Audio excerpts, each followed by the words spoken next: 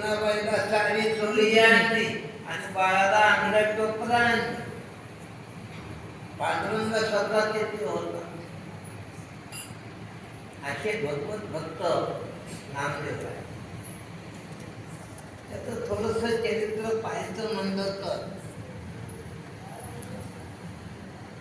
नामदेव राय बोलून चालून गरिबी भयंकर गरिबी. एक कर्दोडावर लंगोटी असायची. लंगोटी पूर्वीच्या काळी फार जणांवर लंगोट्या होत्या. लंगोटी आणि भगवंताचं भजन माणूस मला. पण एक नियम कायम नियम होता की पांडुरंगाला नैवेद्य दाखवल्याशिवाय कधी राहायचं नाही. आता तुम्ही काय काय करता माहिती नाही मला. पंढरपूरला जाऊन सुद्धा माणसं ब्राह्मणाला शेजार देतात की नाही तेही माहिती. ब्राह्मणाची निंदा करतील परंतु ब्राह्मणाला शेजार देणार साधू संत नाही. रोज नैवेद्य दाखवायचा. पण आता काय करावं? पोटासाठी दामशेट्टीला जवळची गावं कडे कुठे शिलाई मिळाली तर गावात आणायचं. जरा 5 वर्षाची मूर्ती झाली नामदेव राय. अरे नामाला पाठव पांडुरंगाच्या नैवेद्य दाखव आणि नैवेद्य दाखवून आजच्या दिवस भागून घ्या. उद्या मी जातो. कोणाबाई नसायचा नामा देवळाचा पांडुरंगाला नैवेद्य दाखव. हे बाळ विचारते बाळाला काय माहिती. आता आपण आपला नैवेद्य दाखवतो तुम्ही पुण्यमानाचा सगळे. आता नैवेद्य दाखवणारे जे असतात त्यांचं तर वेगळं असतं. पण ज्याने नैवेद्य दाखवतात ते सुद्धा काय महाराज काय देवापाशी जातात असं पाणी फिरवतात. डोळे झाकण्यासारखे करतात. अजून एकदा पाणी फिरवतात आणि पाणी फिरवून ते उचलून घेऊन जातात. देवानं पाहिलेलं सुद्धा नसते. त्याच्या काय केलं ते माहिती नसते देवा. काय केलं ते माहिती नसते. नामदेवराय गेले नैवेद्य दाखवला देवा हे लहान आहे मला खूप सहन होत नाही लवकर जेव.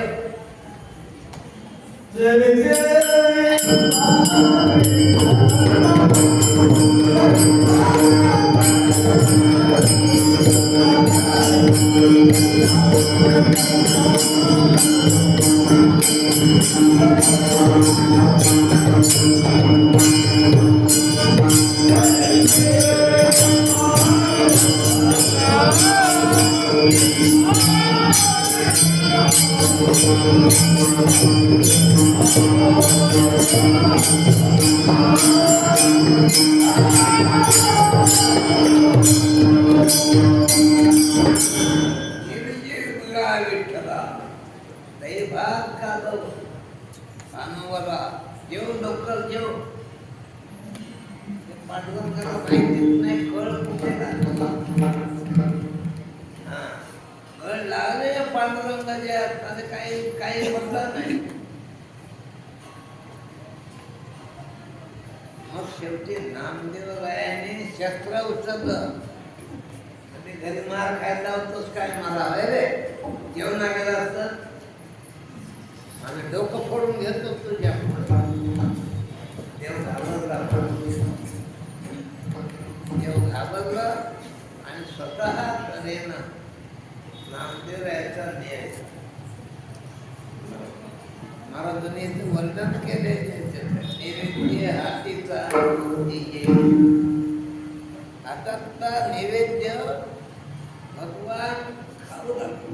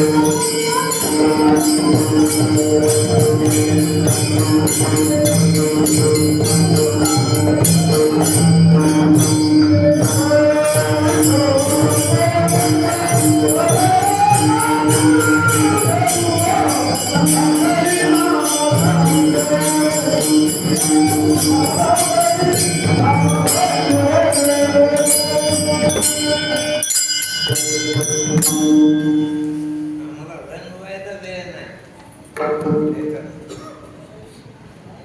हे चरित्र 4 तास सुद्धा साधू शकतो.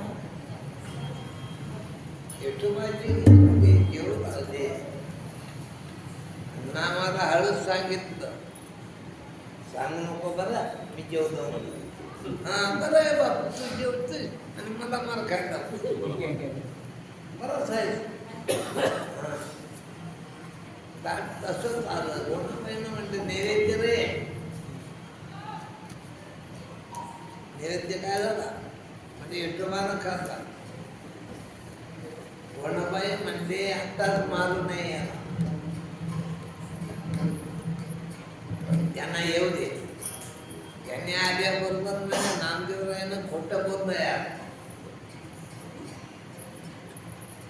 खोटं बोललंय. म्हणजे काय बोललंय म्हणजे विठोबा जेवण काय म्हणते नामशेट्टी म्हणले आपण जाऊ तू द्या. नामाला घेऊन गेले आणि नामाला घेऊन गेल्याबरोबर थोडा 2 मिनिटं वेळ काढला तेव्हा, पण लगेच त्याने जेवायला बसले. रामशेट्टी घर घर रडू लागले. त्या पण उपाशी मारलं तुला बोल, तुला माझ्या नामानं जेव घातलं तुला. भगवान प्रगट झाले, सांगितलंय आजपासून हा माझा आहे. आजपासून माझा झाला. लक्षात ठेव रामशेट्टी, आज तुला माझा आहे. याचं काय कोड कौतुक करायचं ते माझ्या जबाबदारी आहे.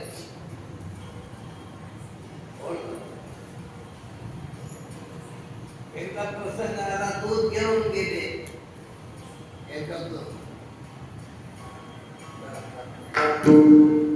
थकलेला मनुष्य आहे आता, तयार मनुष्य नाही.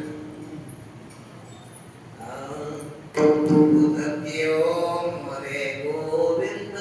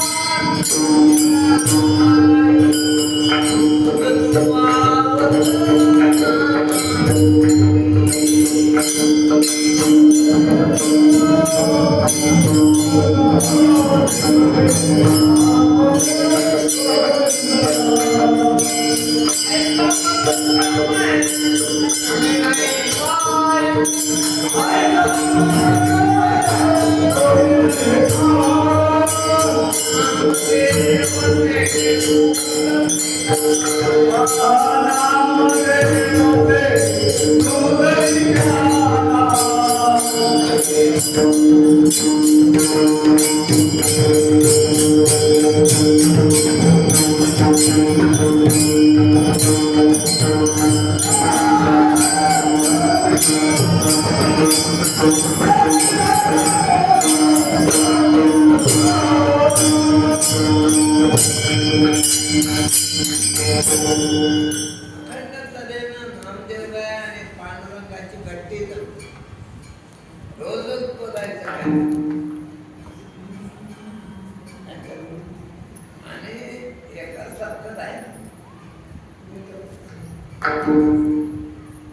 पुढे नामदेवराय जरा मोठे झाले, लग्नाचा विचार. चंदपूरगा नावाचे आहे गाव उत्तरेजवळ.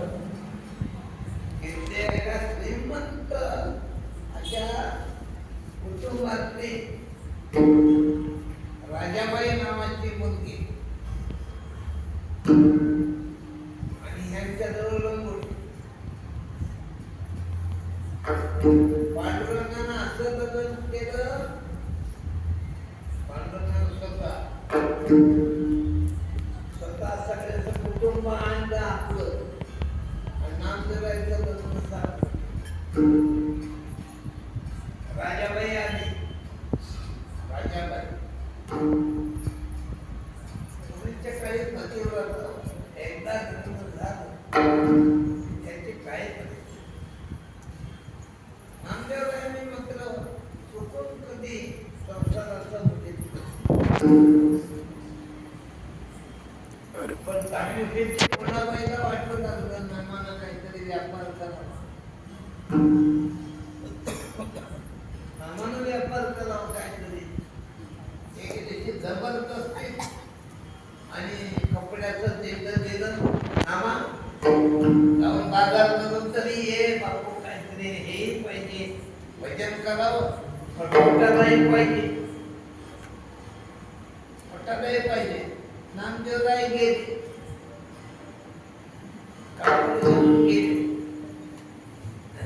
नामदेवरायला गिराईक कोण मिळालं माहिती का? दगड ठरले.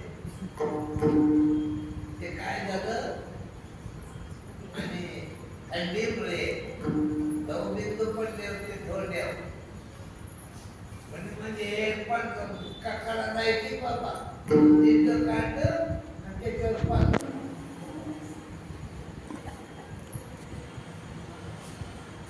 थोड्यावर पाच ते सगळे आणि आले नामदेवराय. मामा झालं का? हो म्हणजे जमणार बा. पैसे पुढच्या बाजू पैसे पुढच्या बाजारे. नामदेवराय गेले दुसऱ्या बाजारे आणि दगडोबा तरी पैसे मागते. चला मला एक दगड घर घर घर घर कधी आला आणि ते दगड घेऊन घरी आले. घरी आले. रामकृष्णाची पूजा होती की गोडाबाई सुद्धा नव्हती. राजाही होती घरात. राजाही घरात होती आणि मर्यादा होती त्यावेळेला. वात्रटपणा बोलायचे नव्हत्या बाया. म्हणून तिनं काही म्हणणे नाही, म्हणणे नाही. पण ते दगड होता दगड आला. थोड्या वेळात दामशेट्टी आले आणि विचारलं नामा आता काय? ते आले पैनाला गेले पण त्याने एक दगड आणला. ऐका आजी मामा